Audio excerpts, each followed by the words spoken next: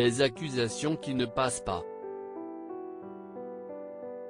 Le 4 mars dernier que le plateau de BFM TV, Coline Berry était venue s'exprimer à propos de la plainte qu'elle avait déposée quelques semaines plus tôt à l'encontre de son père Richard Berry et de son ex-belle-mère Jean Manson pour des faits d'inceste et d'agression sexuelle lorsqu'elle était enfant.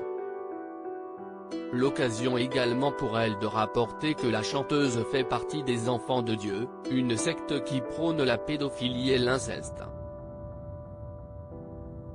Une secte créée en 1968, qui a par ailleurs été dissoute 10 ans plus tard, officiellement pour racolage et prostitution. Mais une accusation qui pour Jean Manson, ne passe pas. J'ai déjà écrit dans mon livre paru en 2011 que les musiciens que je fréquentais, alors rattachés à ce mouvement spirituel, formaient certes une sympathique communauté mais dont je ne suis pas devenu une adepte, a-t-elle ainsi déclaré dans un communiqué relayé sur ses réseaux sociaux, précisant ne pas faire partie et n'avoir jamais fait partie dans sa vie d'une mouvance sectaire.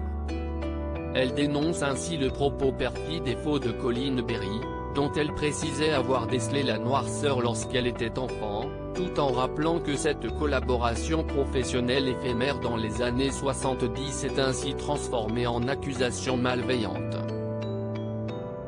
Jean Manson réserve ses explications aux autorités, un démenti qui s'arrête là pour Jean Manson, qui précise qu'elle réserve désormais ses explications aux autorités, tandis qu'elle nie toujours fermement les accusations de Coline Berry.